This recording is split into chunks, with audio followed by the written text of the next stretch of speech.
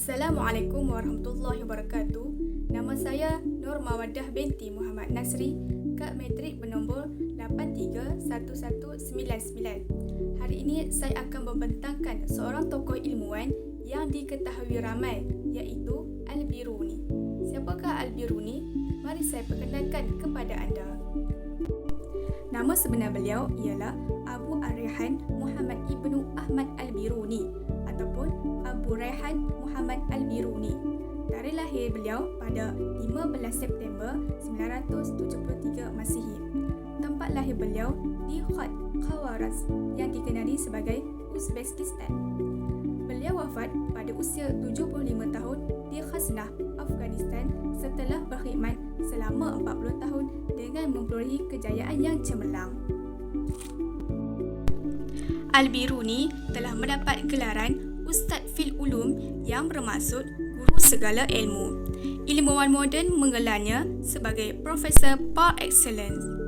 Beliau juga menguasai bahasa Sanskrit, Greek, Ibrani dan Syria serta menguasai bahasa Arab dan undang-undang Islam. Beliau juga berpengetahuan yang luas mengenai falsafah Yunani dan juga berpengetahuan dalam bidang astronomi, matematik, fizik, kimia, kronologi, mineralogi, antropologi, sejarah, ilmu kedoktoran, perbandingan agama, puisi, astrologi dan geografi matematik. Kehidupannya dihabiskan dengan melakukan kajian-kajian yang berkaitan bidang diceburinya. Hasil penulisannya telah dijadikan sebagai sumber rujukan pada masa kini. Seterusnya, mari kita lihat di dalam pendidikan beliau. Beliau telah mempelajari ilmu matematik dan astronomi daripada gurunya Abu Nasr Mansur, iaitu seorang pakar ilmu matematik dan alam. Al-Biruni merupakan rakan pelajar kepada ahli falsafah dan pakar perubatan Ibnu Sina dan Ibnu Miskawih, iaitu pakar sejarah, pakar falsafah dan pakar etik di Universiti dan Pusat Sains yang ditubuhkan oleh putera Abu Al-Abbas Ma'mum Khawarazmashah. Al-Biruni telah mengembara dan menemani Mahmud dari Ghazni ke India untuk kempen ketenteraan di sana. Seterusnya, mari kita lihat sumbangan Al-Biruni. Di dalam bidang astronomi, beliau telah mencipta kaedah penggunaan angka India untuk mencari ukuran bumi dengan menggunakan kiraan matematik. Seterusnya, beliau telah menghasilkan satu daftar yang mengandungi peta dan kedudukan ibu negara di dunia. Dan juga beliau telah mendirikan sebuah pusat kajian astronomi mengenai sistem solar yang dapat membantu ilmuwan falak pada masa akan datang. Seterusnya dalam bidang sains, beliau telah mewariskan banyak hasil penulisannya, antaranya As-Saidalah fi At-Tib, iaitu mengenai ubat-ubatan. Antara karya dan buku Al-Biruni yang masyhur ialah Al-Jamahir fi Al-Jawahir, iaitu mengenai batu-batu permata, Al-Qanun Al-Masudi, iaitu pengiraan posisi langit dan fenomena langit, iaitu berkaitan waktu ibadah umat Islam, Al-Athar Al-Baqiyah, iaitu kesan-kesan lama tinggalan sejarah, As-Saidalah fi At-Tib, iaitu mengenai ubat-ubatan, Kitab Tahdid An-Nih Ayat Al-Amakin Litaksih Al-Masafat Al-Masakin, dan yang terakhir ialah Rasail Al-Biruni, karya agung, ensiklopedia astronomi dan matematik. Penulisan beliau mengenai sejarah Islam telah diterjemahkan ke dalam bahasa Inggeris yang berjudul Chronology of Asian Nation.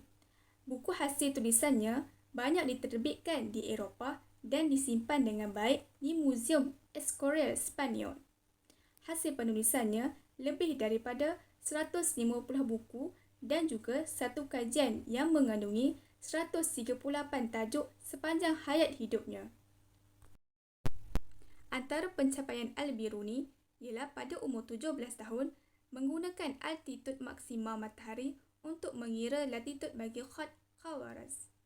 Seterusnya pada umur 22 tahun, beliau telah menulis unjuran permataan, map projection, kartografi iaitu pengkaedahan untuk untuk membuat unjuran hemisfera pada satah matematik, plan matematik.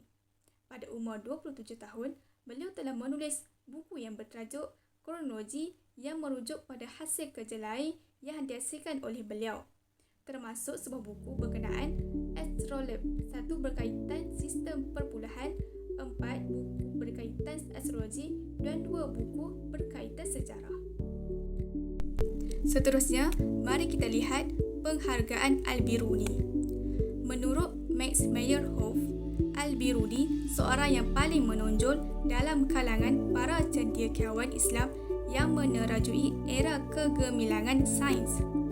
Beliau juga menerima wang perak yang dibawa oleh 3 ekor unta sebagai penghargaan terhadap hasil karya beliau, terutamanya dalam kitab Al-Qanun pada zaman pemerintahan Sultan Mas'ud, tetapi beliau telah menolaknya dengan baik.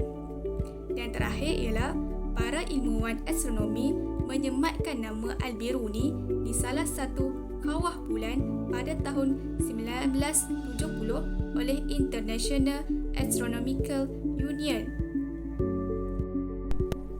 Refleksi yang dapat diperolehi daripada tokoh ilmuwan Al-Biruni ialah yang pertama, kejayaan dan kehebatan tokoh saintis Islam bukan kerana kebijaksanaan mereka, tetapi mereka bersungguh-sungguh dalam menuntut ilmu. Yang kedua ialah mereka seimbang dalam ilmu fardu ain dan juga ilmu fardu kifayah yang membuatkan mereka ini menjadi hebat dan perlu dicontohi peribadi mereka pada masa kini.